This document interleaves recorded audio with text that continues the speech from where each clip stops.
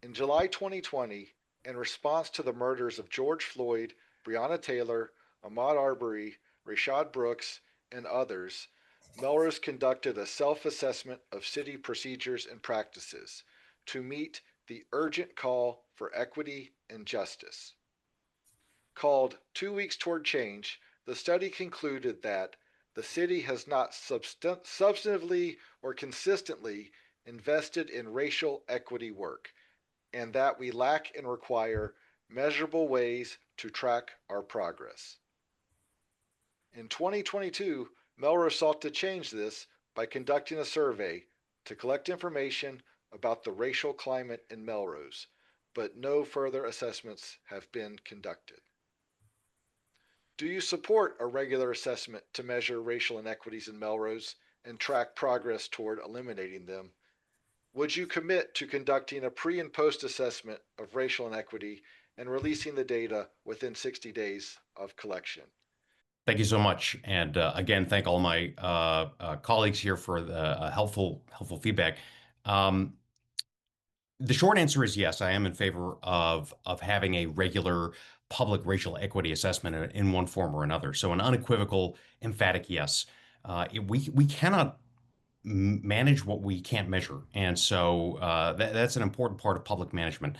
And in my hundreds and hundreds of conversations with folks this fall, have noticed that there's a distinct thread of distrust in city government of where money is going. And data is integral into inculcating that sense of trust.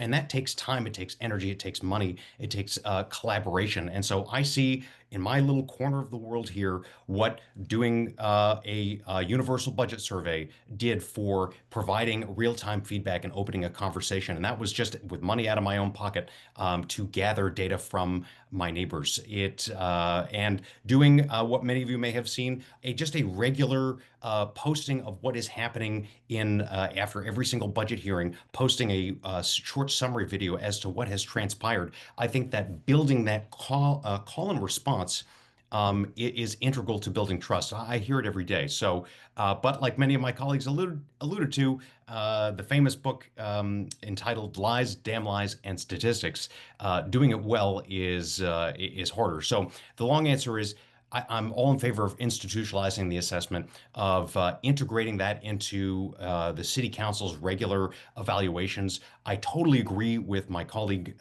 Councillor Williams, about having in-person hearings as a costless, important in-person element of gathering data, whether it's putting something in tax bills, a survey, and putting information about where they can take a survey that is going to every single household in our city, doing things over digital.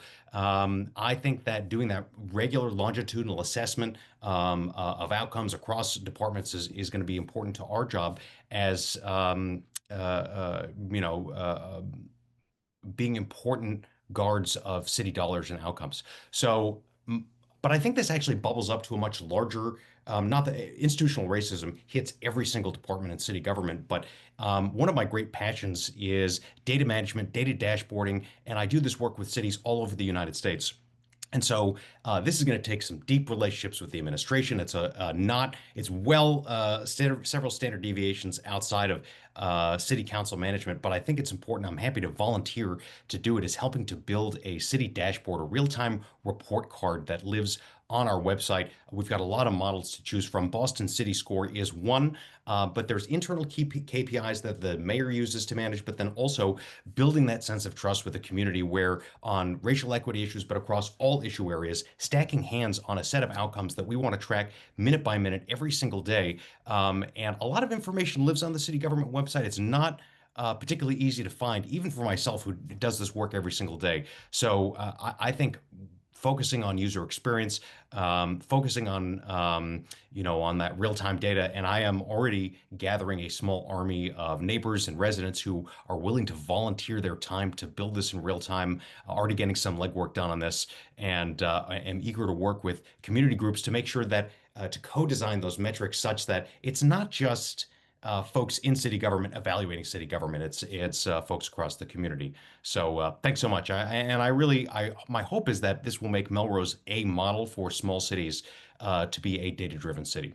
Thank you very much. In the spotlight, Alex Rodriguez. Thank you, Art. In the spot. So I totally agree. We have to be conducting regular assessments to measure racial inequities in Melrose and track our progress over time. The report cited marked a significant milestone for our city, but it came and truly believe it came from a place of genuine reflection and a desire for change. Still, also made something really clear. As we have discussed, Melrose has not consistently invested in driving greater equity or developed measurable ways to track progress. This fundamentally cannot be where the story ends. If we're serious about equity, it has to be a continuous process, not a one-time report or occasional report that sits on a shelf. Just as we track our city's finances and infrastructure, we should also monitor whether our systems are fair and inclusive. And yes, I would absolutely commit to conducting pre and post assessments of racial equity and releasing that data publicly. Residents deserve better insight into the progress we're making, what's improving, what's not, what actions we're taking in response. And as I've said from the beginning of this campaign, transparency is about driving greater accountability between elected officials and community and the communities they represent, and driving solutions that lead to long-term sustainability. But as a marketing analyst, I've learned the hard way that sometimes data for data's sake is just simply not enough. Its usability needs to be clear when we are determining how we prioritize resources and plan towards a Melrose that is truly inclusive of everyone. The conversations around its usage need to be in a public setting so that we as a community can connect the dots between data collection and actions taken. As I mentioned earlier, this type of information should be publicly available and easily understandable. I'd support an annual equity report that includes this data alongside updates on progress from the previous year. That would allow residents, community organizations, and city leaders to see trends over time and hold all of us, myself included, accountable for follow through. But as Councilor Romano said, you cannot manage what you don't measure. And these regular assessments and public reports would make Melrose would make sure that Melrose isn't just talking about equity, but is actually living it in the way we budget, in the way we hire, in the way we plan, and in the way we serve every resident. At the end of the day, this is about keeping our promise to make Melrose a fair and welcoming city, not just in words, but in measurable, transparent action.